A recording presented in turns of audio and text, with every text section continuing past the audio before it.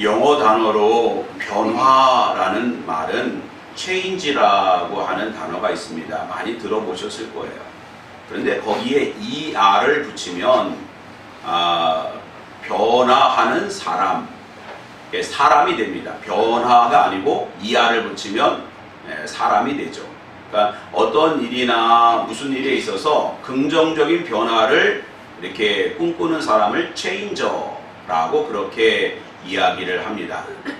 2024년 여러분의 삶 속에서 하나님 기뻐하시는 뜻 가운데로 변화되어지는 한 해가 되기를 바랍니다. 사람이 참 위대한 것은 변화할 줄 알기 때문에 위대한 것 같습니다. 동물은 매일 똑같아요. 2024년이라고 마음에 작심하지 않습니다. 그것이 3일이 가든 5일이 가든 작심하지 않아요.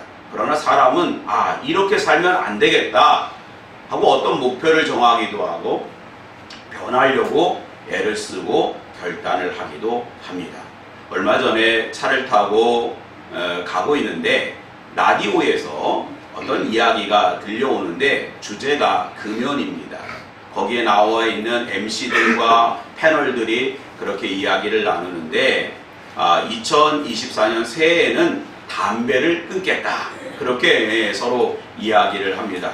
근데 어떤 사람이 나는 이미 담배를 끊었습니다. 그래서 그 어려운 것을 어떻게 해내느냐라고 물었더니 그 사람이 한다는 말이 제가 주변에서 이 연예계에서 성공한 사람들 보면은 담배를 끊었더라고요. 그래서 그 사람들을 보고 나도 성공하려면 당장 끊어야겠다. 그렇게 마음 먹으니까 끊게 되었다는 것입니다. 여러분, 이렇게 사람은 어떠한 것에 대해서 긍정적인 변화를 생각하고 결단할 수 있는 능력이 누구에게나 다 있습니다. 우리가 담배를 끊는 일도 쉬운 일은 아니겠지만 오늘 우리가 2024년에 정말 하나님께서 기뻐하시지 않는 일들은 잘라내버리고 하나님 기뻐하는 그러한 하나님 주신 사명으로 말씀의 뜻을 향하여 목표를 그곳에 맞추고 한 걸음 한 걸음 나아가시기 바랍니다. 요즘 우리 주변에서 자주 듣게 되는 말이 체인저라는 말과 게임이라고 하는 말을 이렇게 붙여놓은 게임 체인저라는 말을 듣게 됩니다. 무슨 컴퓨터 게임 하는 그러한 이야기가 아니라 게임 체인저라고 하는 말은 사실상 경제적인 용어입니다. 어떤 일이나 결과나 흐름에 결정적인 판도나 흐름을 바꾼 사람이나 사건이나 제품을 게임 체인저라고 그렇게 이야기를 하곤 합니다. 대표적으로 스티브 잡스의 아이폰을 게임 체인저라고 그렇게 사람들이 말을 합니다. 우리나라에도 갤럭시 폰이 있지만 예전에 사람들은 늘 집에서 전화를 주고받다가 모바일 폰, 핸드폰이 나오고선 충격을 받았어요. 길을 가다가도 또 커피를 마시다가도 전화를 주고받을 수 있구나. 편리하다. 그런데 이 모바일 폰이 모바일 폰으로 끝나지 않고 스티브 잡스라고 하는 사람은 거기에다가 노트북의 기능을 넣은 것입니다. 컴퓨터를 핸드폰에 담은 것입니다. 그래서 요즘 우리가 이 스마트폰 갖고 전화만 주고받지 않고요, 그걸 펼쳐가지고 공부도 하고 또 신문도 다 읽고 은행 업무도 그것으로 다 보고 우리 장로님들도 얼마나 스마트폰을 그렇게 잘 하는지 몰라요. 이것이 게임 체인저다.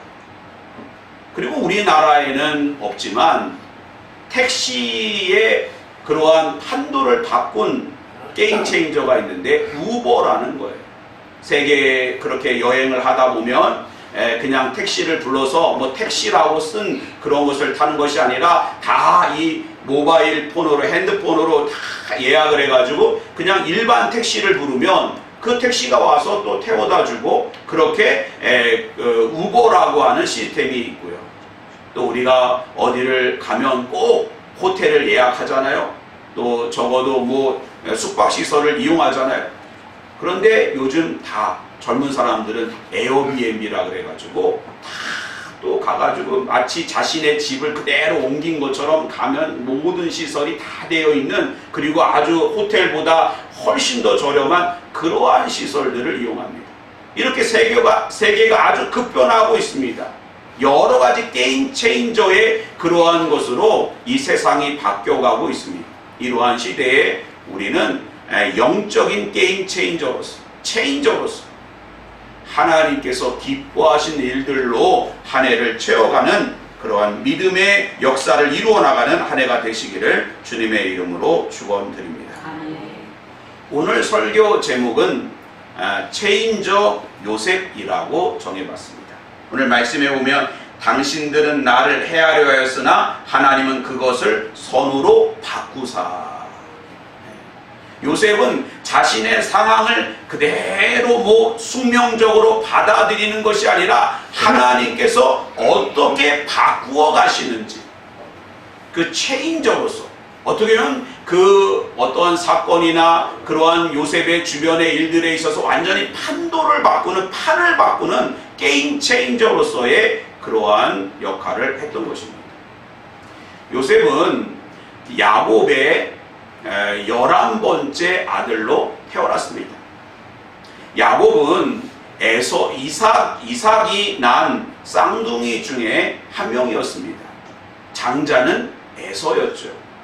그런데 야곱은 끊임없이 그런 장자에 대한 그 장자권을 갈망했습니다.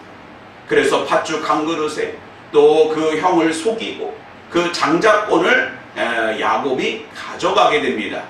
그래서 이삭이 야곱을 장자로 축복합니다. 그러니 에서가 분통이 터지는 거죠. 야, 저놈 야곱을 죽이면 내가 다시 장자가 되겠다. 그런 생각에 야곱을 죽이려고 하죠. 야곱은 어머니의 종용을 받고 외삼촌 라반 밧단 아람의 라반의 집에 갔다가 거기서 누구를 사랑하게 됩니까? 라헬이라고 하는 외삼촌 라반의 둘째 딸을 사랑합니다.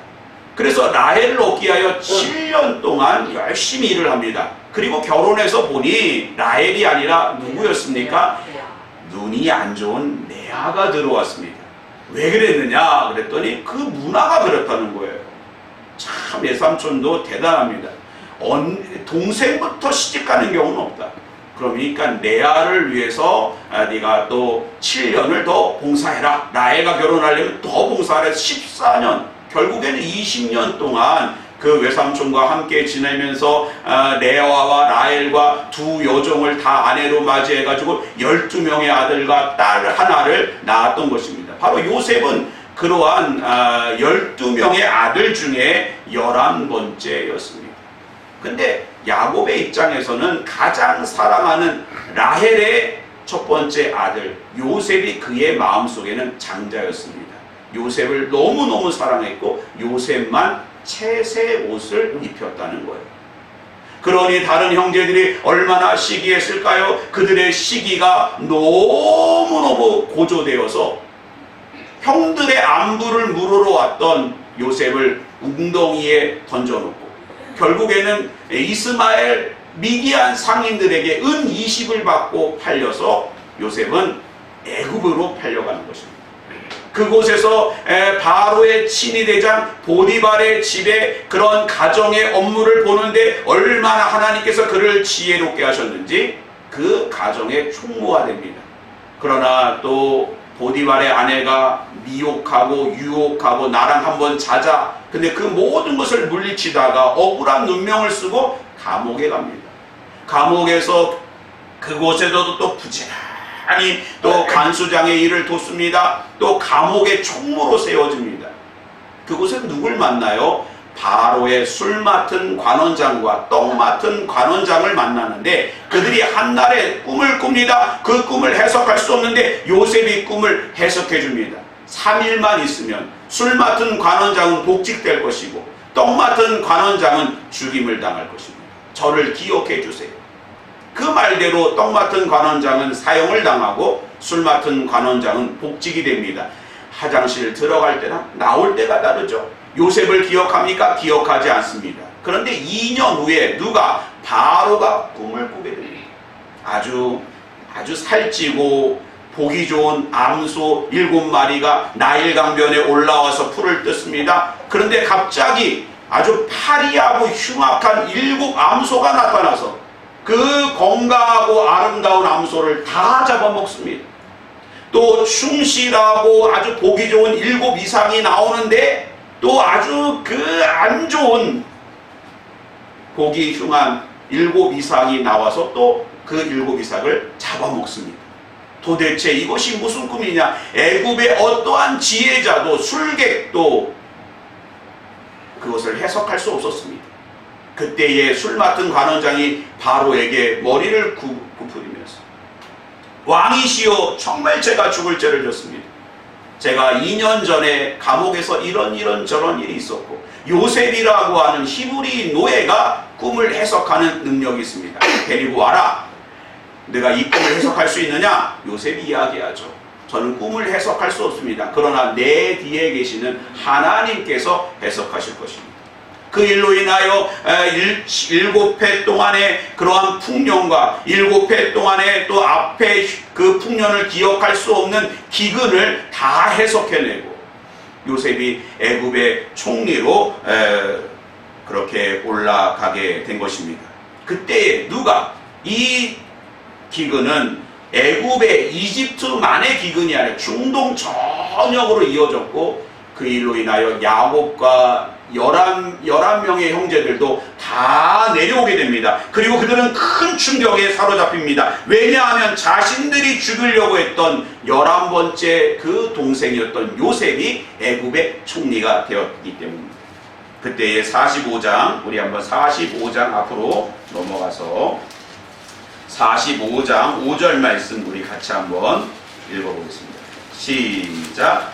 당신들이 나를 이곳에 팔았다고 해서 근심하지 마소서. 한탄하지 마소서. 하나님의 생명을 구원하시려고 나를 당신들보다 먼저 보내셨나이다. 요셉은 그냥 자신의 억울함을 그냥 풀고 원수를 갚는 일에 그의 인생을 허비하지 않았습니다. 체인저로서 하나님께서 어떻게 선으로 바꾸시는지, 하나님께서 자신을 통해서 어떠한 일을 이루어 가시는지 하나님의 놀라운 뜻을 붙잡고 묵묵히 나아간 것입니다. 그 형제들을 용서해 줬어요. 근데 문제는 아버지 야곱이 죽자 형제들이 다시 두려움 가운데 있는 거예요. 야, 아버지가 살아 계실 때는 우리를 살려주었지. 아버지가 돌아가시면 저 요셉이 이제는 아버지도 없겠다. 우리를 용서해 주겠느냐? 우리를 가만두겠느냐? 그러한 두려움 가운데 사로잡힐 때 20절 같이 한번 읽어봅니다. 시작. 당신들은 나를 해하려 했으나 하나님은 그것을 선으로 바꾸사 오늘같이 많은 백성의 생명을 구원하게 하시려 하셨나니. 나는 단순히 나의 그러한 억울함을 풀고 눈에는 눈, 이에는 이, 그러한 것에 내 인생이 머물고 있는 것이 아니라 그것을 선으로 바꾸시는 하나님, 체인저로서의 하나님, 또한 우리를 체인저로서 부르시는 그러한 하나님의 사명자로서 자신이 서 있음을 선포하고 있는 것입니다. 가만히 보세요. 요셉이 당한 일이 얼마나 억울했겠습니까? 형제들에게 미움을 받아서 웅덩이에 빠질 때 얼마나 두려웠을까요?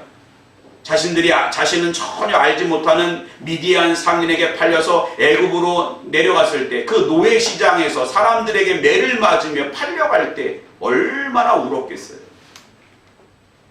또 보디발의 인정을 받을 때는 감사했지만 그 아내의 일로 인하여 억울하게 감옥에 갔을 때 그는 죽고 싶었을 것입니다. 자신이 선을 베풀었지만 2년 동안 아무 소식이 없었던 술 맡은 관원장을 얼마나 원망했을까. 그러나 그러한 모든 상황 가운데 그는 역사를 바꾸시는 하나님, 또한 악을 선으로 바꾸시는 하나님, 또한 판도를 바꾸시는 그러한 하나님의 그러한 사명과 역사를 바라보았다는 것입니다. 그러면 어떻게 요셉이 형제들을 이렇게 용서하고 체인저로서 하나님과 함께 할 수 있었을까요? 첫째로 그는 생명의 근원 되시는 하나님께 공감했기 때문입니다. 이것을 저는 부활신앙, 생명신앙이라고 말하고 싶습니다. 2024년 여러분들이 죽음을 노래하고 그것에 사로잡히지 말고 생명 살리는 하나님과 공감하며 나아가는 부활의 신앙으로 나아가는 한 해가 되시기를 바랍니다. 요한복음 11장에 보면 예수님께서 사랑하시는 그 가정 나사로, 마리아, 마르다가 소개됩니다. 그때 베다니에 살고 있는 그들에게 어떤 일이 있었냐면 나사로가 죽을 병에 걸려요. 그러니까 죽을 병에 걸렸다고 하는 것은 마을 사람들이 다 이제는 나사로가 얼마 안 있다 죽겠다. 이거는 어떠한 의원도 어떤 약으로도 고침받을 수 없다. 그런 생각을 했습니다.